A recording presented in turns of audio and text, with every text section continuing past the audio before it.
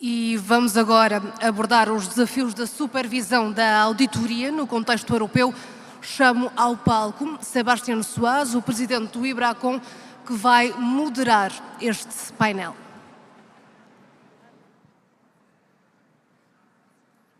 Bom, boa tarde. Boa tarde a todos e todas. Primeiramente, Bastonário Virgílio, eu gostaria muito de agradecer o convite aqui em nome do IBRACON. O IBRACON é o Instituto de Auditoria Independente do Brasil. E aí eu tive o prazer e a honra de ser convidado para moderar esse painel, para falar de supervisão dos auditores. A gente escutou um pouco no painel anterior a questão da inteligência artificial, a questão da tecnologia, e também temos a agenda de sustentabilidade na frente da gente. É muito importante, eu acho que do lado do auditor, que a gente utilize um ceticismo profissional mais acentuado, Então, quando eu vi o debate no painel anterior, eu acredito sim que o auditor vai ter que usar mais ainda do seu ceticismo profissional, principalmente quando a gente for trabalhar com dados, com processamento mais rápido e assim por diante. Mas um outro pilar importante, para que a gente tenha robustez do mercado de capitais da sociedade, passa pela supervisão da nossa profissão. Então, nesse painel aqui, a gente vai falar um pouquinho dos desafios da supervisão da profissão da auditoria independente na vertente aqui do mercado da União Europeia. Então, para isso, eu chamo aqui o presidente da CMVM, Luiz Laginha de Souza, por favor. Bem-vindo. Acho que pode sentar em qualquer lugar. Chamo também, I would like to invite you for the stage, Jens Pohl. Jens Pohl is the president of the Accountants Europe. E na sequência, aplausos, Jan. E também teremos um vídeo registrado do Nicolas Veron, que é da Peterson Institute for International Economics em Washington, D.C. Então, sem mais delongas, Luiz Laginha de Souza, vou passar a palavra para você. Não sei se você vai usar o púlpito ou vai falar.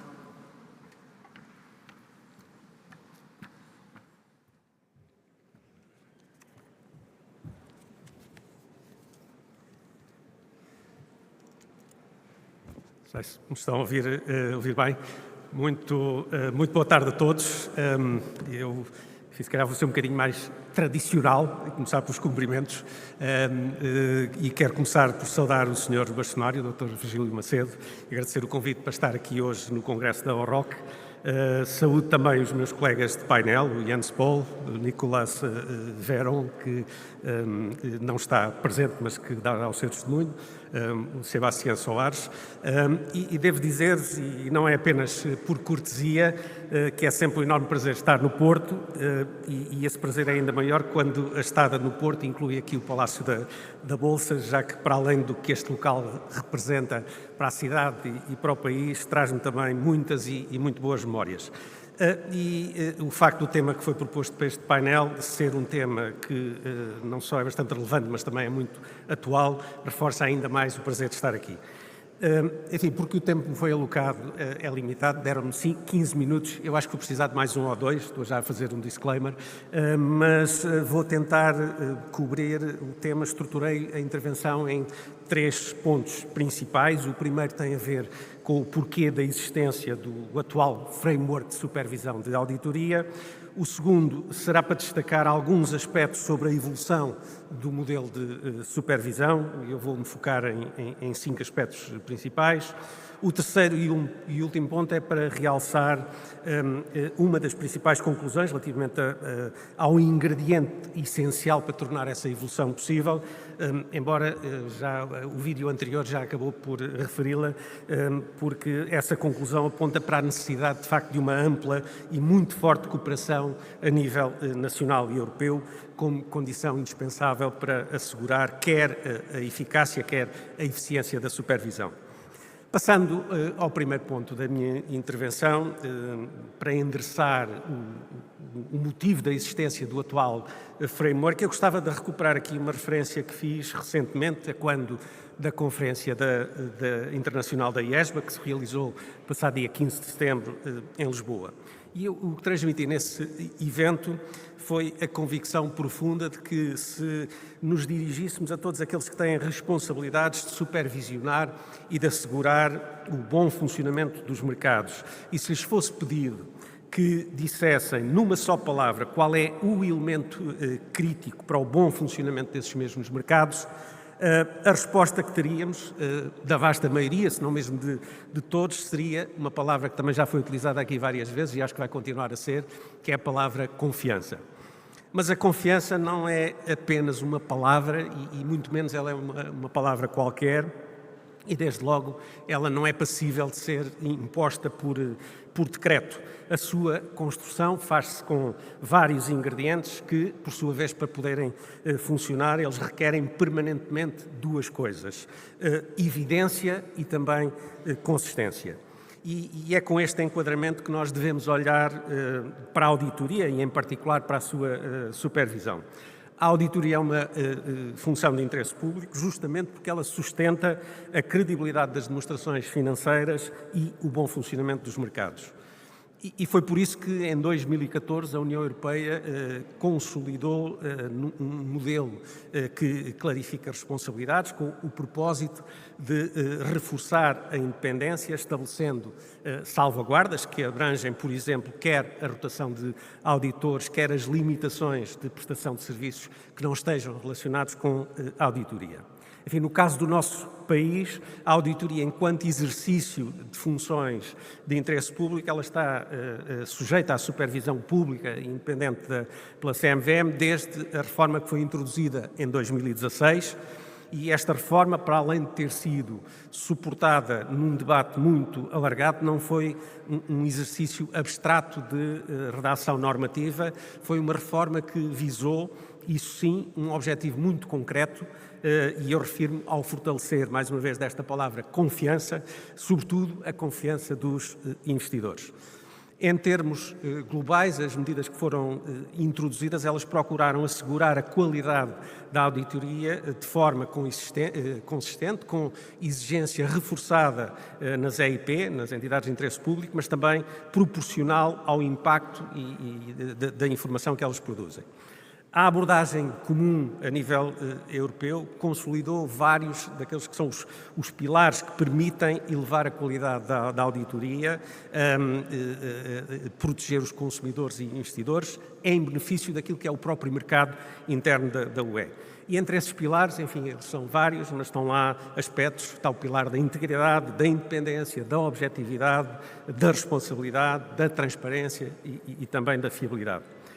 A operacionalização destes pilares, ela assenta ainda numa supervisão efetiva e que tem que ser reforçada por autoridades independentes, dotadas de poderes e de recursos para atuarem, mas fazendo com base nestes princípios da subsidiariedade e da proporcionalidade. Eu devo dizer, e naturalmente aceitando outras perspectivas, na CMVM nós temos uma forte convicção de que esta abordagem, ainda que não isenta de contratempos, ela elevou a qualidade da auditoria e reforçou a confiança dos diversos stakeholders. E creio que se justifica também aqui sublinhar que na União Europeia coexistem diferentes modelos e opções de organização da supervisão da auditoria. Aliás, essa variedade é uma das características fundadoras da própria União Europeia e é no contexto dessa variedade que observamos que o modelo português ele é equivalente a nível europeu a pelo menos mais 3 países. Independentemente da diversidade de modelos que nós encontramos a nível europeu, todos partilham o mesmo objetivo, sustentado pela regulamentação europeia e nacional, que é o de assegurar uma supervisão que seja independente, isenta, rigorosa, consequente e também transparente. Enfim, como em todas as áreas de atividade, também neste caso a realidade não é estática e a confiança ela está sempre a ser testada, e isto porque as necessidades dos stakeholders elas evoluem, surgem novas práticas, novas tecnologias. Aliás, o painel que tivemos na primeira parte foi bem evidente dessas mudanças e as expectativas também se vão ajustando. Isto dito de outra forma, isto significa que o framework de supervisão atual, ele funciona, mas não é e nunca será um ponto final. Ele deve ser entendido como que uma linha contínua, enfim, se quisermos utilizar aqui uma ligação à matemática, é uma linha que é o resultado de uma função e essa função vai sendo ajustada, vai incorporando novos dados, novas variáveis e isso pode ajustar a própria trajetória dessa linha. Eu, antes de passar ao segundo ponto da minha intervenção, enfim, que se traduz em apresentar as principais reflexões sobre a supervisão da auditoria, gostava de caracterizar aqui de forma muito telegráfica o mercado português, que é objeto de supervisão, e para fazer isso vou socorrer apenas de alguns dados que foram publicados recentemente pela CMVM no relatório com os resultados globais do Sistema de Controlo de Qualidade da Auditoria de final de 2024. E, de acordo com esse relatório, o mercado contava com 1.148 ROCs, com 195 sociedades SROC, que no seu conjunto emitiram 35.522 relatórios de auditoria. Neste universo também, e de acordo com a mesma fonte, tínhamos 21 auditores de EIPs e para um universo de cerca de 240 EIPs. E também, em termos económicos, os honorários que foram cobrados, é sempre um dado curioso, pelo menos para os jornalistas, gostam sempre de saber estas coisas, totalizaram cerca de 223 milhões de euros. E, portanto, estes números permitem dizer que, face àquilo que é a dimensão da nossa economia, nós temos um mercado relativamente amplo e diversificado, que se traduz seguramente num crescente e continuado apelo ao talento, à capacidade técnica e aos recursos dos auditores para responder às exigências destes vários stakeholders. E é com este contexto, ou pelo menos com o contexto tal como nós o compreendemos, que eu gostaria de passar ao segundo ponto da minha intervenção, que tem justamente a ver com algumas reflexões sobre o framework de supervisão da auditoria. E para suportar essas reflexões é útil partir de dados e de avaliações que sejam sólidas, e entre os estudos e os trabalhos existentes que nos proporcionam dados e avaliações sólidas para enquadrar e para contextualizar a discussão, há três referências que merecem destaque. Uma é a consulta pública de 2021, que foi promovida pela Comissão Europeia e designada por Corporate Reporting Improving its Quality and Enforcement. A segunda são as principais recomendações do CAOB para melhorar a qualidade da auditoria. E a terceira, o estudo de 2022, realizado a pedido da Comissão Europeia sobre a aplicação da diretiva e do regulamento da auditoria. Complementarmente a estas referências, sabemos que qualquer revisão do framework deve assentar também numa ampla auscultação aos stakeholders, aliás, como sublinhou a Comissária Europeia, justamente no evento da IESBA, que eu já fiz referência de início. Há também um princípio orientador que não pode ser esquecido e que é o princípio de preservar o que funciona de forma eficaz e eficiente, aquilo que em inglês corresponde à expressão "if it isn't broken, don't fix it". E isso significa que qualquer esforço de revisão do framework deve concentrar-se onde possam existir ganhos claros de consistência, de proporcionalidade e qualidade. Isto leva-me à primeira reflexão que eu gostava de partilhar, que é sobre a uniformização de standards a nível europeu. Neste contexto, gostava de começar por referir que a União Europeia, a prática da auditoria, ela assenta, em termos gerais, nas ISAs, na ISKM, portanto, International Standards on Auditing, International Standards on Quality Management, que foram emanadas pelo IASB, o International Audit and Assurance Standard Board, e que depois são adotadas por cada Estado-membro. Mas o estudo de 2022 sobre a aplicação da diretiva e do regulamento de auditoria evidencia disparidades que são relevantes neste processo de transposição. E, além disso, embora os países recorram às ISA, aquilo que se constata é que, em alguma medida, em quase todos os países é necessário traduzir ou aprovar normas por uma autoridade nacional antes da sua aplicabilidade, e isto depois gera assimetrias, sejam de prática, seja de calendário. À luz deste diagnóstico, aquilo que nós entendemos é que a evolução que é recomendável passa por um corpo único de normas, endossado a nível da União Europeia com um papel técnico do CAOB no processo e com a possibilidade de acréscimos nacionais, mas só desde que estritamente necessários e proporcionais, devidamente justificados, aprovados e transparentes. Eu acho que isto é compatível com aquilo que vinha no vídeo, que one size doesn't fit all, acho que se enquadra no que eu acabei de referir. O objetivo não é eliminar especificidades locais, mas sim reduzir essas variantes, aquelas que sejam injustificadas, e assegurar uma linguagem comum que favoreça, de facto, a consistência e a qualidade em toda a União Europeia.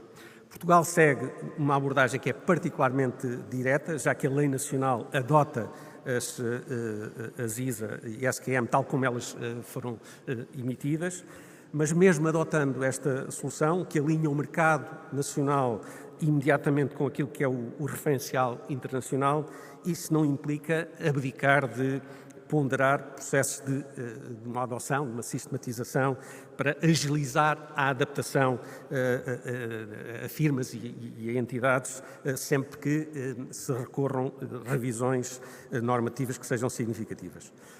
Focando um pouco mais no CAOB e no seu papel de garante de consistência, este é um comitê que tem sido bastante útil na coordenação e na emissão de orientações, contudo, sem poderes vinculativos, sem um mandato legal robusto, sem orçamento próprio e sem recursos dedicados, a sua capacidade de impulsionar uma convergência efetiva permanece algo muito limitado. E por isso parece-nos que o caminho certo passa por reforçar o mandato e também de assegurar um financiamento que seja adequado e estável, dotando o CAOB de faculdades, sejam para emitir guidance com efeito harmonizador, seja para promover inspeções coordenadas, aquilo que se chama as Common Supervisory Actions, e também poder instituir um canal seguro e permanente de partilha de dados entre autoridades. Um CAOB mais capacitado e regras mais alinhadas permitem ganhar eficiência sem perder identidade e também harmonizar o essencial e progressivamente convergir para uma uniformidade, mas respeitando efetivamente aquilo que é a proporcionalidade e as diferenças relevantes. Isto traz-me à terceira reflexão, que é sobre a necessidade de clarificar e recentrar as opções da diretiva. As opções previstas na diretiva e no regulamento da auditoria permitiram configurações nacionais que, na prática, geraram assimetrias. Um exemplo claro é a rotação dos auditores nas EIP. Coexistem regimes muito diferenciados, como, por exemplo, no que diz respeito ao prazo do mandato, as condições de prorrogação, os modelos de joint audit, e tudo isto com impactos muito visíveis em grupos multinacionais que operam sob calendários e exigências distintos consoante a jurisdição. O regime português está alinhado com a prática que é mais comum do mercado, mas subsistem países com soluções divergentes que depois criam diferenças materiais na gestão dos mandatos e na reorganização, ou na organização, melhor dizendo, das equipas de auditoria. E ainda sobre este ponto eu gostava de estabelecer um paralelo com a área do mercado de capitais e também com o facto da CMVM não se poder desviar da matriz de supervisor integrado de mercados financeiros e de auditoria. E estabeleço este paralelo porque na área do mercado de capitais não há regras distintas para a mesma realidade. Ou seja, um investidor que recorra ao mercado de capitais, ele tem o mesmo grau de proteção, quer o prestador de serviço seja uma grande instituição, quer seja uma pequena. O bem fundamental é a prestação do serviço e a proteção do capital investido.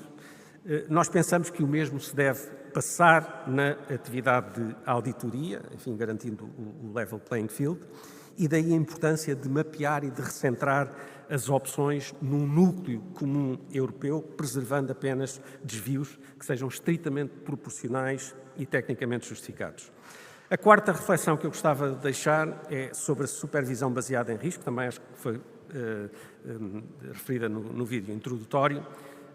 Enfim, a supervisão cíclica, ela tem méritos, nomeadamente o facto de se dar previsibilidade e de cobrir o essencial, mas num mercado que é heterogéneo, que é exposto a riscos distintos e com múltiplos utilizadores, a abordagem mais adequada tem de facto de considerar modelos que sejam baseados em dados e no risco.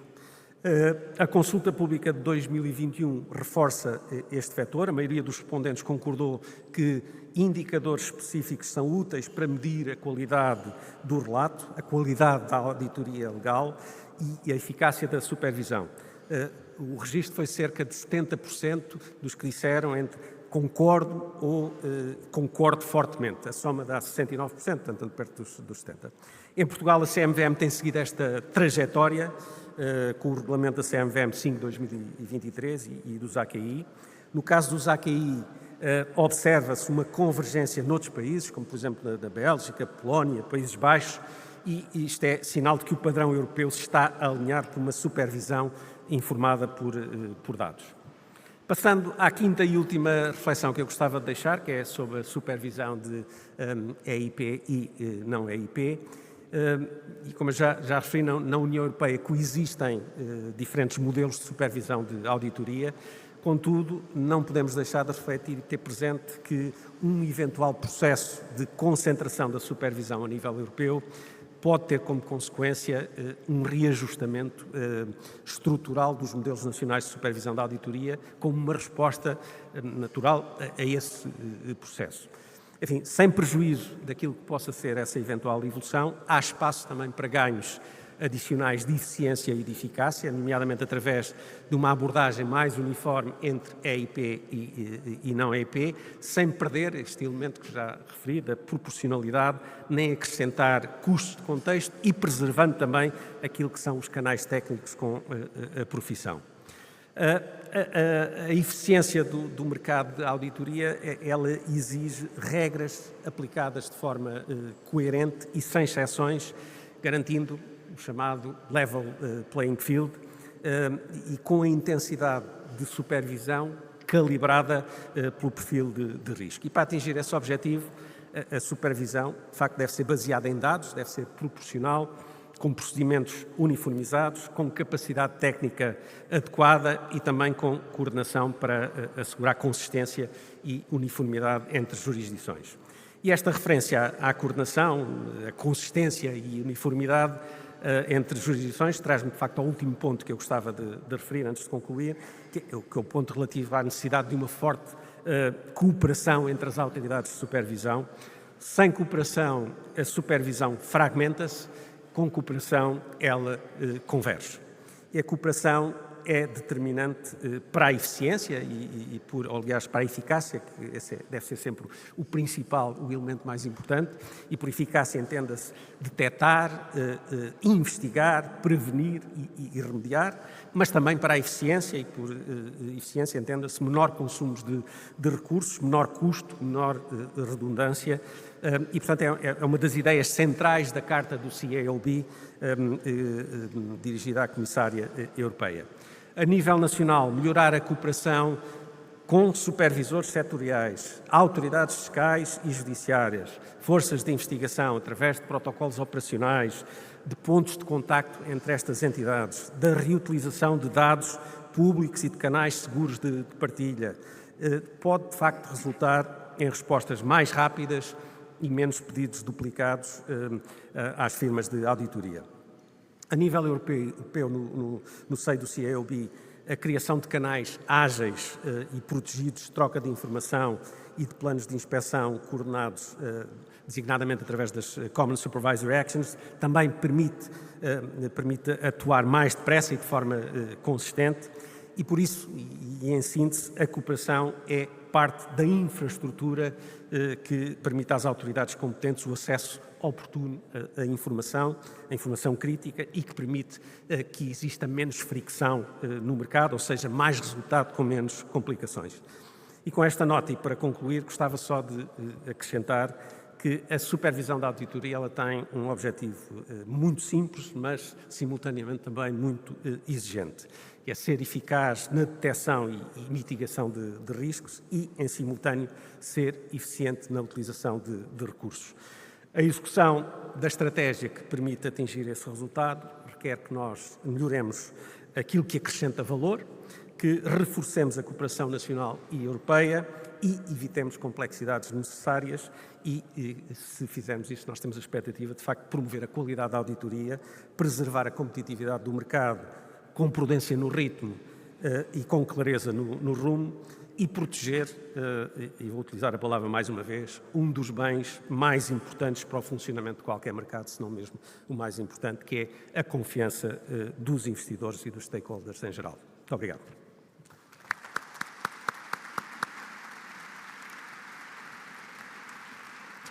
Muito obrigado. Muito obrigado, Luiz Lajinha, presidente da CMVM. Vamos passar agora para o Jens Poh. State's yours. Thank you. Thank you very much. Thank you very much for inviting me to your Congress. I'm having this because I'm not able to speak Portuguese, so I'm trying to understand what you're talking about, and I try my very best. So if it's not working, it's AI, it's not me, okay? So thank you very much for the opportunity to give you some overview of what is keeping us awake at night in Brussels. Why I'm saying this? Because, you know, Accountants Europe is the organization, the umbrella organization for European accountancy bodies and chambers, so chambers and institutes. And talking about Europe, it's not only the EU. These are 36 countries which are represented in Accountants Europe. I think 59 or 56 member bodies, and we are representing by that more than 1 million accountants, auditors and advisors. And that is perhaps important.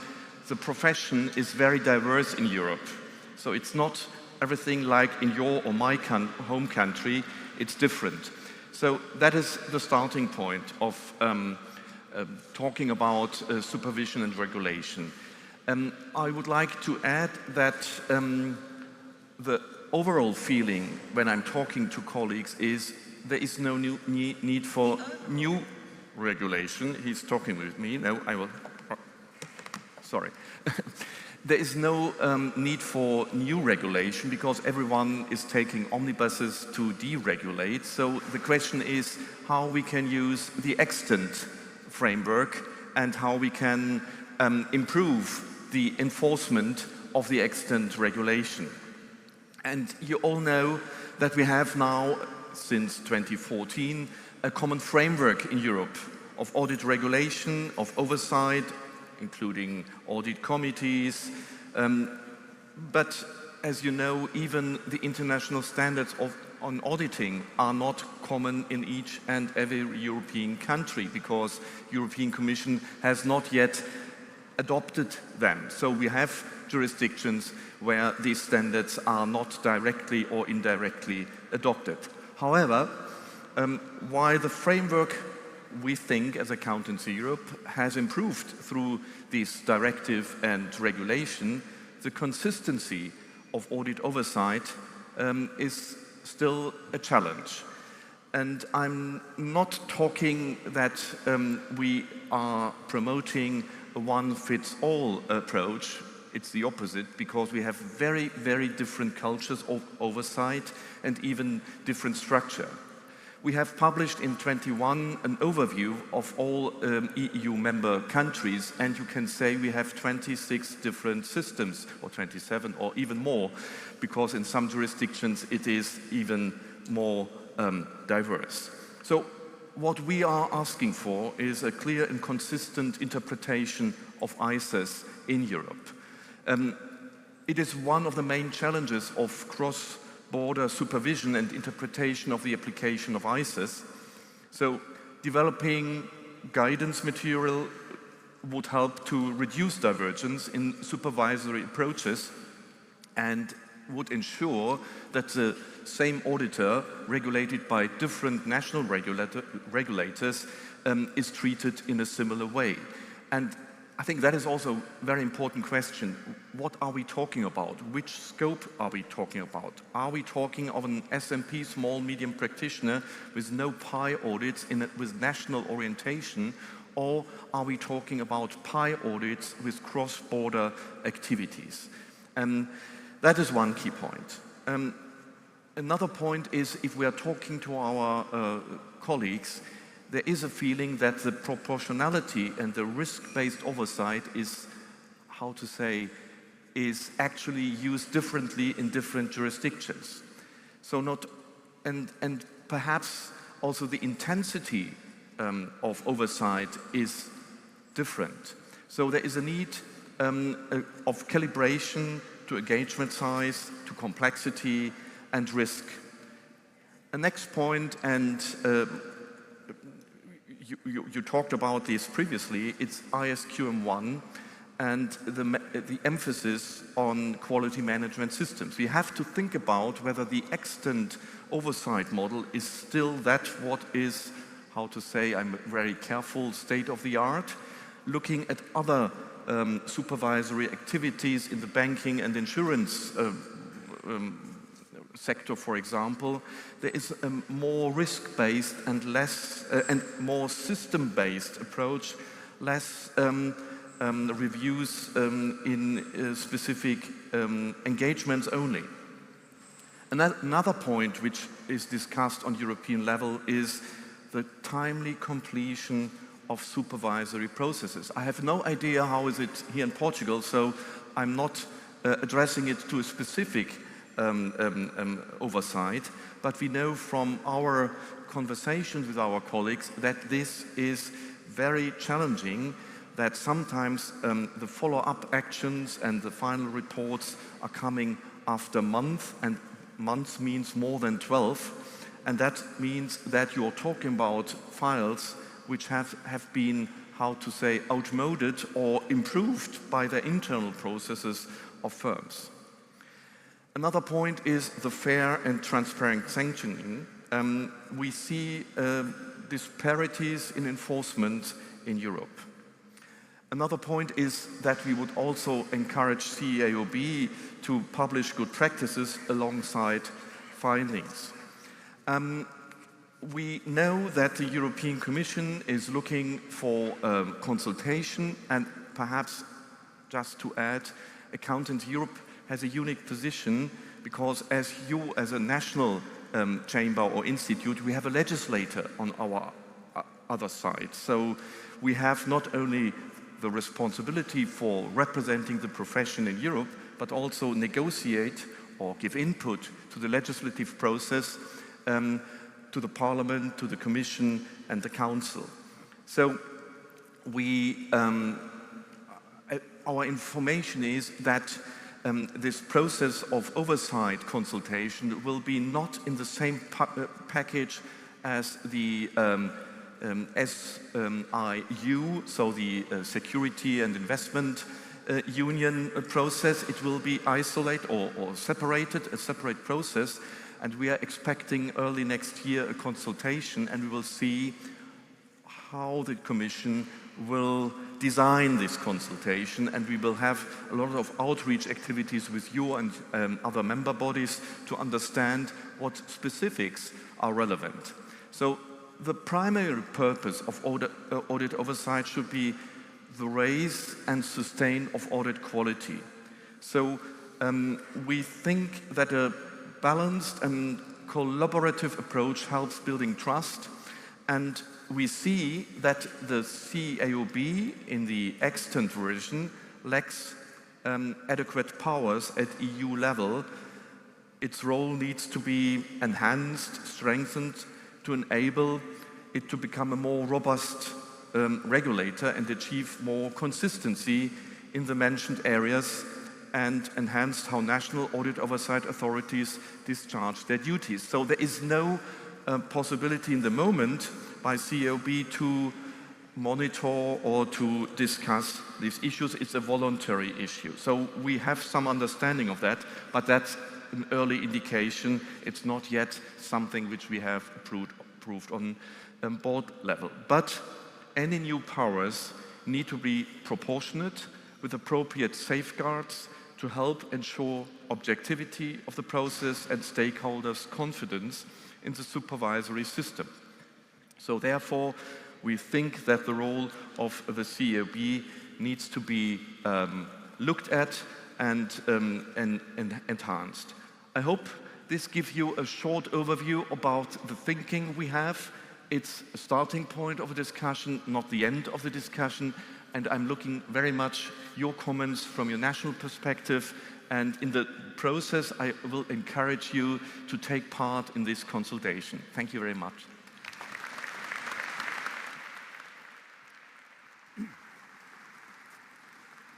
Thank you, James. Definitely, it's a long journey and challenge to unify the supervision in the region.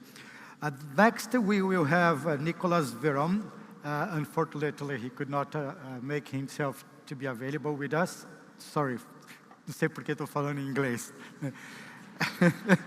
O Nicolas Veron não pôde estar conosco, mas de qualquer forma ele deixou um vídeo aqui para falar na posição da Peterson Institute.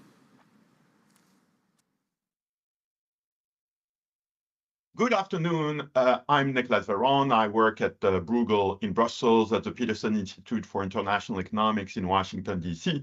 I'm very sorry not to be able to join you in Porto for logistical reasons, but I've been kindly asked by the organizers to make a few comments on the Savings and Investment Union, on issues of capital market supervision in general, but also of auditor supervision in particular, and I'll try to do that without taking too much of your time.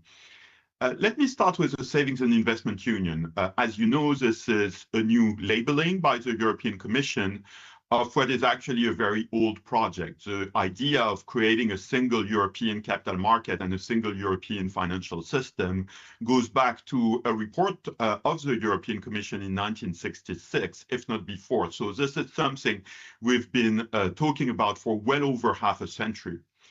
This doesn't mean, of course, that nothing has happened. There have been a number of important steps in terms of regulatory harmonization, also in terms of supervisory integration in some sectors. You're aware of that. For example, most prominently, of course, the prudential supervision of banks, which is now in the Eurozone, integrated with the European Central Bank banking supervision as the hub of the so-called single supervisory mechanism. Also very important for auditors, we have a work in progress with the creation last year of the Anti-Money Laundering Authority of the EU, located in Frankfurt, AMLA, which will start supervising risky entities from the perspective of anti-money laundering in 2028. So there are increasingly proofs of concept of integrated supervision in the financial services space. But if you look at capital markets, of course, we have ESMA, the European Securities and Markets Authority, which has started supervising some limited market segments in an integrated way that has mostly been for example, credit rating agencies, trade repositories. I should mention at this point that I'm a non-executive board member, non-executive independent director of one of the trade repositories supervised by ESMA. The point here is that most of the segments of supervised capital markets activities or entities are supervised at the national level at this point. And this is true also of auditors, because I would argue that auditors are part of the capital market, that when we think about auditor supervision, it should be thought about in a joined up way, in a holistic way, together with other segments of capital market supervision.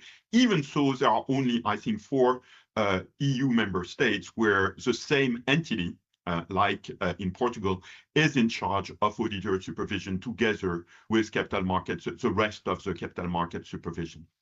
So this brings us to the question of how this debate will be evolving going forward. The European Commission, under the leadership of Financial Commissioner Maria Luisa Albuquerque, pardon me for not pronouncing her name exactly right, has been working on this issue of supervisory integration in the last few months. It has clearly signaled in its communication on Savings and Investment Union in March that it wanted to move forward with this issue of more integration in the capital market supervisory space.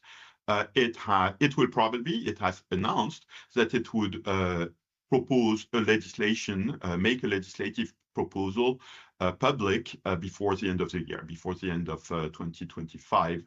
Whether this will include proposals for auditor supervision, I don't know. Actually, I doubt it. I think it should be, however, part of the conversation because we have seen in recent episodes how important auditor supervision is for capital markets. And let me only mention one here. Wirecard, of course, in 2020 in Germany was a dismal failure of auditor supervision and more generally of capital market supervision. There were also some bank supervisory elements in that sad story. And I think it should have been a wake-up call, probably more than it actually has been, for people who are motivated to expand the scope of capital markets activity in the EU, to build a stronger European capital market in terms of lessons to be learned on what not to do. So let me come to avenues for reform and what I think could be the prospect for policy developments in this area. I think it's unquestionable that we will see in the next few years, and probably already in the Commission proposal at the end of this year, pressures or dynamics towards more supervisory integration in the capital markets space in the EU, including probably over medium term rather than short term in the area of auditing supervision. The question then for the audit profession and more generally for capital markets participants is whether these dynamics should be welcomed or whether they should be resisted. There is always an impulse to resist change. There is always a feeling among supervised entities, and auditors, I think, are no exception, that, there is a devil we know, that is the supervisor we have at this point. There's a devil we don't, which is whatever would result of a response, and we prefer the devil we know. There is a comfort zone there. There's a knowledge, a past practice that makes many supervised entities across market segments, this is not by any means unique to auditing, advocates of the status quo, by and large. Also because, frankly, they don't want to create frictions with their existing supervisors, and the existing supervisors in those dynamics of European integration discussion, of course, are advocates of the status quo, keeping supervisory authority at the national level. Now, if you project yourself in what will be the political, geopolitical, but also economic developments of the marketplace, it is pretty obvious that there is a very strong case, but also a strong momentum for market integration, certainly in the European Union space, actually technically the European Economic Area, but let's keep it at the European level, European Union level of 27 member states. And then the question is, should the profession be part of that conversation? Should it be proactive? Should it be part of the solutions that have to be found to the challenges of building a single market? Or will it be reactive and trying to defend the status quo? That's a question for future debates. I, again, regret and apologize for not being able to debate this question with you in person, but I just wanted to throw that into your conversation and discussions, wishing you a very successful conference in Porto.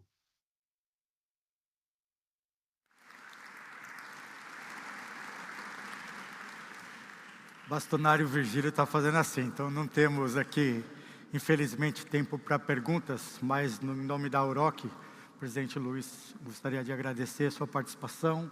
On behalf of Oroc, I would like to thank you for your participation and also for Nicholas.